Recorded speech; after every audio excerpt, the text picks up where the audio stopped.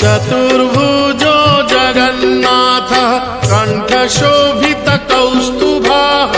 पद्मनाभो देवगर्भश्चन्द्रसूर्यविलोकनः जगन्नाथो लोकनाथो नीलाद्रीशः परो हरिः दीनबन्धुर्दया सिन्धुः कृपालुः जनरक्षकः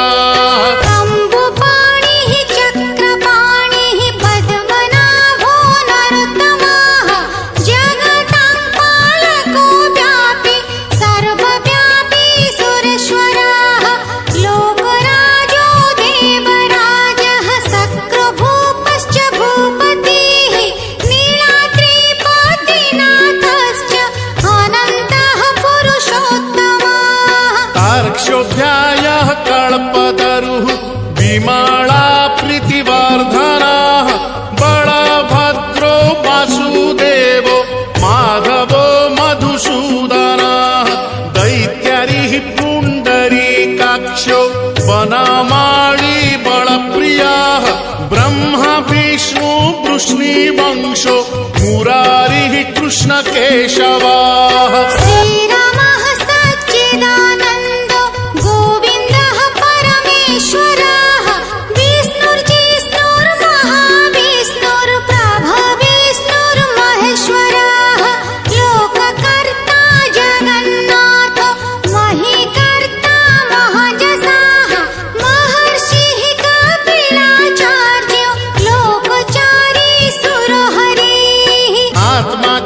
जीवपालश्च शूरः संसारपालकः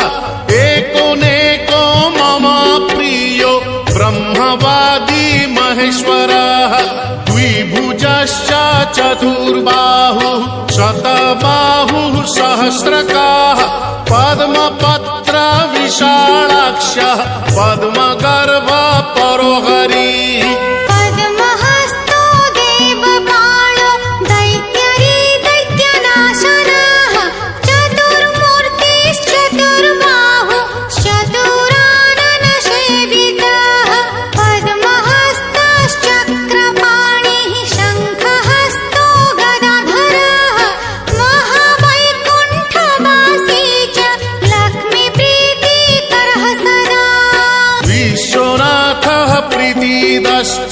सर्वदेवा प्रियंकरः विश्वव्यापी दारुरूपश्चन्द्र सूर्य विलोचनः गुप्तगन्धोपलब्धिश्च तुलसी प्रीतिवर्धनः जगदीशः श्रीनिवासः श्रीपतिः श्रीगदाग्रजः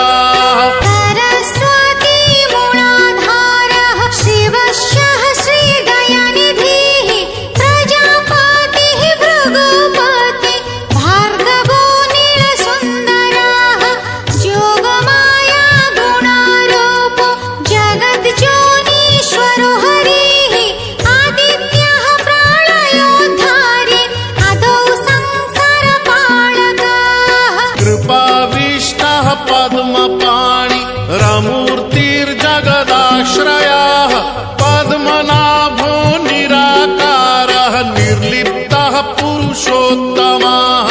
कृपाकारः जगद्व्यापी श्रीकरः शङ्खशोभितः समुद्रकोटिगम्भीरो देवता प्रीतिदः सदा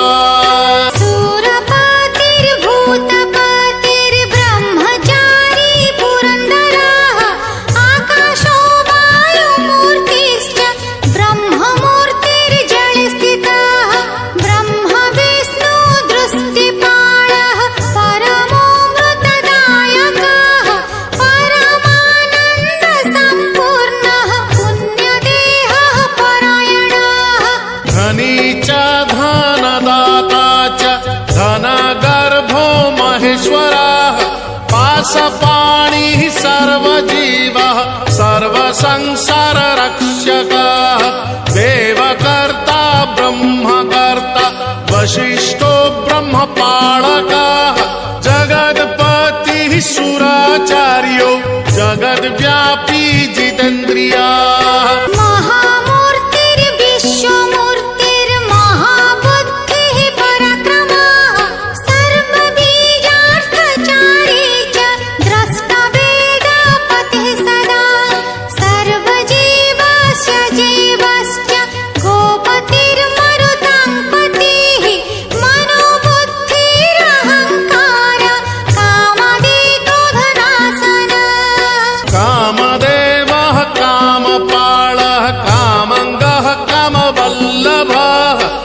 शत्रुनाशी कृपा सिन्धुर्कृपाळुः परमेश्वरः देवत्राता देवमाता भ्राता बन्धुः पिता सखा